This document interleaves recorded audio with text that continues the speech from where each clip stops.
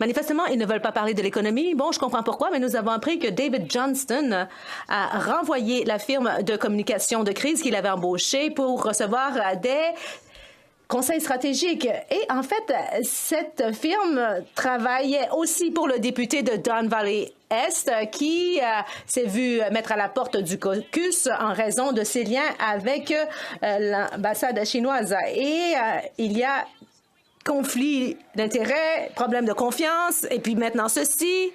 Qu'est-ce qui se passe?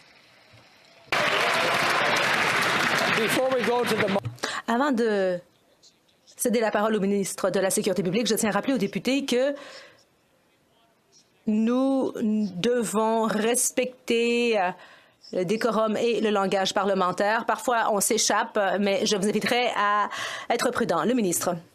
À l'ordre? Le ministre.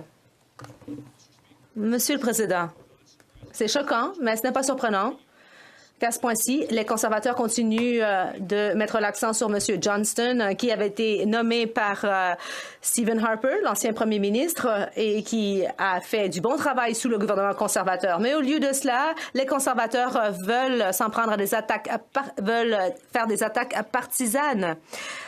M. Johnston a établi une feuille de route pour que les Canadiens sachent que les institutions de sécurité ont tous les outils en main et au lieu de faire des attaques personnelles, le Parti conservateur devrait suivre le brefage.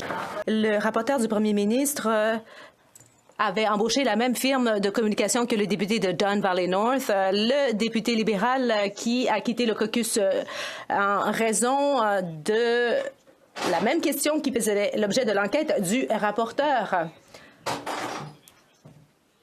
Il y a tous ces conflits d'intérêts en cours. Est-ce que les libéraux vont enfin reconnaître qu'ils sont en train de causer des dommages et de lancer enfin une commission d'enquête publique? Le ministre de la Sécurité publique. Les conservateurs continuent de s'en prendre à M. Johnston, qui a été nommé par Stephen Harper, et il semble qu'ils ne sont pas d'accord avec l'ancien chef conservateur. Il semble qu'ils ne sont pas d'accord avec le député de Durham, qui veut que nous fassions le travail nécessaire pour protéger les élus de nos institutions démocratiques. Et en fait, le chef du Parti conservateur n'est pas d'accord avec lui-même. Il a indiqué que M. Johnston est une personne fort intègre et empreinte de probité. Alors, il devrait plutôt travailler à protéger nos institutions démocratiques de l'ingérence étrangère. Cela ne devrait pas être une question partisane. Le député, il semble que le ministre, lui, a de la difficulté à comprendre. Alors, tout d'abord, il y a le premier ministre qui a embauché son ami, qui est payé 1 500 $ par jour. Et cet homme a embauché ensuite des amis de la Fondation Trudeau. Il a embauché Iacobucci. Il a embauché aussi des initiés libéraux comme Sheila Block. Et il a aussi embauché la même firme de communication que le député de Don Valley North. C'est conflit d'intérêts sur conflit d'intérêts. Alors, il faut virer le rapporteur spécial et lancer une commission d'enquête publique. Pourquoi ne pas le faire aujourd'hui? Le leader en chambre. En 2007, lorsqu'on a remis en question l'intégrité de M. Johnston, le chef de l'opposition officielle a déclaré que c'est une personne très qualifiée et j'aimerais vous rappeler qu'en 2007, on a demandé à quel point M. Johnston était un proche du Parti conservateur et ce, à 3 reprises. Et le chef de l'opposition, à ce moment-là, a dit que M. Johnston était trop près des conservateurs. Alors, je ne comprends pas pourquoi ils prétendent en ce moment qu'il n'a aucune crédibilité. C'est ce qu'ils disent, qu'il n'a aucune crédibilité. Quand le rapporteur loyal spécial libéral, David Johnston, a engagé la firme Navigator pour gérer la crise des conflits d'intérêts dans lequel il s'est plongé. On vient d'apprendre que le député de Don Valley North a lui aussi engagé Navigator pour des conseils stratégiques. Résultat, le rapporteur pas indépendant a exonéré cette semaine le député libéral de Don Valley North malgré les allégations graves de ses relations avec le régime de Pékin. Ça s'invente pas, Monsieur le Président. C'est le temps de mettre fin à cette farce. Quand le premier ministre va-t-il lancer une enquête publique vraiment indépendante? L'honorable ministre de la Sécurité publique. Monsieur le Président, les conservateurs vont continuer avec leurs attaques personnelles à M. Johnston, malgré le support que M. Johnston a reçu de le présent chef de le conservateur Parti du Canada. Donc, il faut arrêter avec cette chicane. Il faut mettre un focus sur le travail de protéger nos institutions démocratiques. Il faut engager les Canadiens et les Canadiennes. Et ça, c'est exactement ce qu'on va faire sur ce côté de la Chambre, le gouvernement du Canada. Merci. Président, prenons, si vous le voulez bien, un petit peu de recul. Il y a de l'ingérence étrangère dans notre système électoral. Des circonscriptions, on parle d'une dizaine, en ont été les cibles. L'ex-chef de l'opposition a été ciblé et au moins 2 autres députés. Monsieur le Président, c'est extrêmement grave. C'est la Chambre elle-même qui est ciblée. C'est la légitimité et l'intégrité des membres de cette Chambre qui sont attaqués par l'ingérence étrangère. C'est pour ça que la Chambre continue d'insister pour une enquête publique. Qu'attend le gouvernement pour enfin la mettre en place? L'honorable ministre de la Sécurité publique. Monsieur le Président, le courte réponse est rien.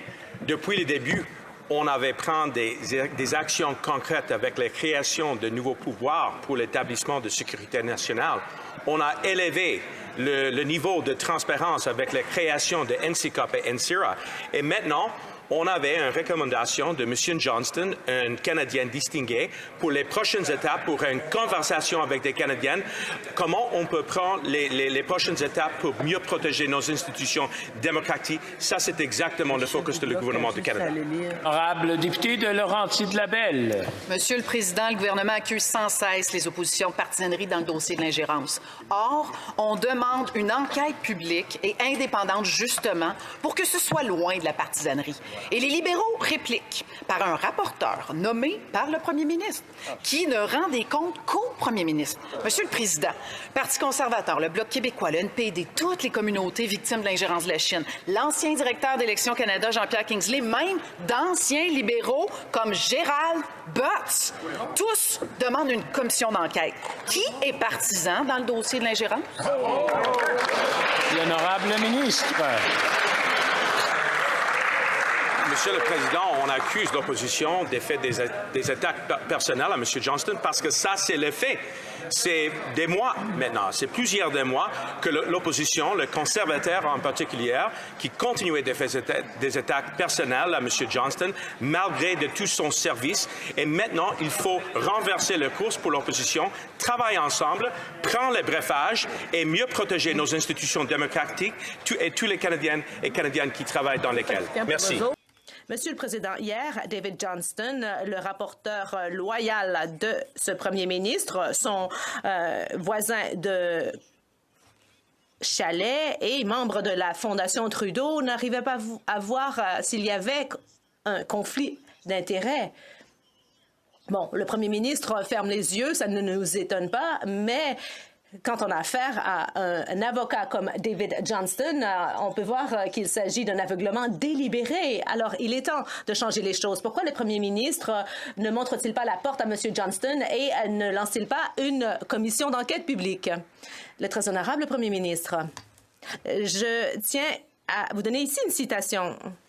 L'ancien gouverneur général est une personne très crédible et je crois que ce qu'il a fait récemment fait suite à sa carrière éminente. Il a été nommé par un ancien premier ministre conservateur, alors je ne crois pas qu'il devrait être disqualifié d'une participation à la vie publique s'il s'agit d'une personne fort qualifiée et je n'ai aucune raison de présenter des objections. Et qui a dit cela? C'était l'honorable chef de l'opposition.